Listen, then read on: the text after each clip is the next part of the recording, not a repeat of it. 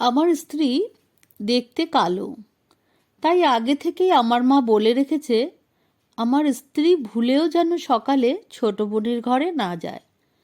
আমার ছোট বোন 7 মাসের প্রেগন্যান্ট। মেয়ের যেন এই অবস্থায় কোনো অযত্ন না হয়, তাই মা ছোট বোনকে নিজের কাছে এনে রেখেছেন। সেদিন সকালে ছোট বোনের চিৎকার শুনে ঘুম ভেঙে গেল। তড়িঘড়ি করে বোনের ঘরে গেলাম। ভাবলাম বোনের আবার কোনো সমস্যা হলো নাকি। ঘরে গিয়ে দেখি আমার ছোট বোন আমার স্ত্রীকে বলছে, তোমাকে না বলেছি সকাল সকাল আমার ঘরে না আসতে? সকালে ঘুম থেকে উঠে তোমার চেহারাটা দেখলেই আমার মেজাজ খারাপ হয়ে যায়। ছোট বোন কিছু না বলে চুপ হয়ে যায়। অন্য ঘর থেকে তখন মা এসে বলল, সকালে ঘুম থেকে উঠে অলক্ষ্মীর চেহারা দেখলে কার মেজাজ ভালো থাকে? আমার মেয়েটার কদিন পর বাচ্চা হবে। মেয়েদের বাচ্চা হওয়ার আগে যার চেহারা বেশি বেশি দেখবে বাচ্চা তার মতোই হবে। আমি চাই না আমার মেয়ের সন্তান তোর বউয়ের মতো হোক। দুনিয়ার সব মানুষ তো তোর মতো বোকা না যে কালো চামড়ার মেয়ে বিয়ে করবে। আমি মাকে কিছু না বলে বোনের দিকে তাকিয়ে বললাম, আমার মা না হয় স্বল্প শিক্ষিতা, তাই এসব কুসংস্কার বিশ্বাস করে। তুই তো উচ্চ মাধ্যমিক পর্যন্ত পড়াশোনা করেছিস, তোর কি এসব জিনিস বিশ্বাস করতে হয়? এই কথাটা বলে আমি যখন আমার ঘরে এলাম, তখন আমার স্ত্রী আমার দিকে হাসি হাসি মুখে তাকিয়ে বলল, আজ দুপুরে কি রান্না করব? ওর হাসি মাখা মুখটা দেখে আমি খুব অবাক হয়ে গেলাম। কিছুক্ষণ আগে যে মেয়েটাকে আমার মা বোন এত অপমান করলো, তারপরেও সেই মেয়েটার মুখে এখনো হাসি কিভাবে লেগে আছে? হয়তো অতি কষ্ট পেয়েই মিথ্যা হাসির অভিনয় করছে।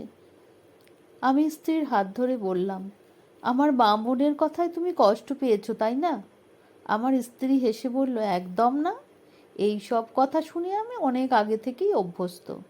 আমি অবাক হয়ে বললাম, মানে? আমার স্ত্রী বলল, তোমাকে ছোট 3টে ঘটনা বলি। কলেজে পড়া অবস্থায় অন্য সবার মতো আমারও ইচ্ছে হতো সাজতে। পুজোর সময় আমিও সবার মতো শাড়ি পরলাম, সবার মতো আমিও সাজলাম। বাইরে বেরোবার সময় পাশের বাড়ির আন্টি আমার দিকে আর চোখে তাকিয়ে বলেছিল, যতই মেকআপ করো না কেন, কালো কাক কখনো সাদা বক হতে পারে না। সেদিনের পর থেকে কখনো সাজতে ইচ্ছে হয়নি, কারণ কালো মেয়েদের সাজতে নেই। একবার কয়েকজন বান্ধবী মিলে রেস্টুরেন্টে খেতে গেলাম। বান্ধবীরা সামনে সেলফি তুলছিল, আমিও চেয়েছিলাম ওদের সাথে সেলফি তুলতে। এক বান্ধবী আমায় বলে বসলো, তুই সেলফির মাঝে থাকলে পুরো সেলফিটাই নষ্ট হয়ে যাবে। তারপর আর কখনো সেলফি তোলার ইচ্ছে হয়নি, কারণ কালো মেয়েদের সেলফি তুলতে নেই। দেখতে কালো বলে একের পর এক পাত্রপক্ষ বিয়ের জন্য না করে দিচ্ছিল। আমার মা বলেছিল, এই অলক্ষ্মী মেয়েকে জন্ম দিয়ে আমি ভুল করেছি।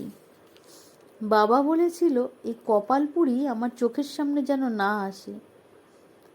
যেখানে আমার নিজের জন্মদাত্রী মা আমায় অলক্ষ্মী বলতে পারে, সেখানে পরের মা আমায় অলক্ষ্মী বললে কষ্ট লাগবে কেন? আর যেখানে আমার জন্মদাতা পিতাই আমার মুখ দেখতে চায় না, সেখানে তোমার বোন আমার মুখ দেখতে না চাইলে আমার তো কষ্ট পাওয়ার কথা নয়। কথাগুলো বলার শেষে আমার স্ত্রী ওর চোখের কোণে জমে থাকা জলটা মুছল, অথচ ওর মুখে তখনও হাসিটা লেগে আছে। আমি বুঝতে পারছিলাম ওই হাসির ভেতরে কতটা যন্ত্রণা লুকিয়ে আছে। 1.5 মাস পরের ঘটনা। আমার বোনের শারীরিক অবস্থা হঠাৎ খারাপ হয়ে যায়। ডাক্তারের কাছে নিয়ে গেলে ডাক্তার বলে, এক্ষুনি সিজার করতে হবে, নইলে বাচ্চার ক্ষতি হবে। আমার বোনকে অপারেশন থিয়েটারে নিয়ে যাওয়ার আগে আমরা আগে থেকেই ডোনারের সঙ্গে কথা বলে রেখেছিলাম। তাকে তখনই রক্তের জন্য ফোন করলে সে বলল এই মুহূর্তে সে শহরের বাইরে আছে। আমরা সবাই যখন এই নিয়ে দৌড়াদৌড়ি করছিলাম, আমার স্ত্রী জানতে পেরে বাড়ি থেকে আমায় ফোন করে বলল, রক্তের জন্য চিন্তা করো না, কারণ ওর গ্রুপের রক্ত এ নেগেটিভ। ও এক্ষুনি হাসপাতালে আসছে। আমি ফোন রেখে মায়ের কাছে গেলাম। মা তখন ঈশ্বরকে ডাকছে আর কান্নাকাটি করছে। আমি মায়ের পাশে বসলাম আর বললাম, মা, রক্ত দেওয়ার মানুষ পাওয়া গেছে, কিন্তু সমস্যা হলো লোকটা কালো।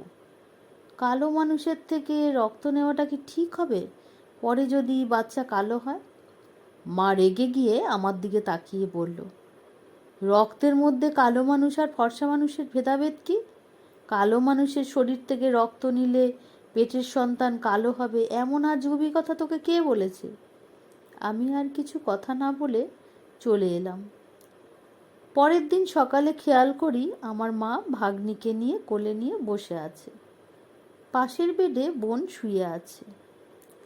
আমি হাসি হাসি মুখে মাকে বললাম, আচ্ছা মা, রক্তে যদি ফর্সা কালোর মধ্যে ভেদাভেদ না থাকে তাহলে চামড়ায় এত ভেদাভেদ কেন? কালো মানুষের রক্ত নিতে সমস্যা নেই, অথচ কালো মানুষের চেহারা দেখলেই মেজাজ খারাপ হয়ে যায় কেন মা? মা, কখনো চামড়া দেখে মানুষকে বিবেচনা করতে নেই, বরং চামড়ার ভিতরে থাকা মানুষটাকে দেখে বিবেচনা করতে হয়।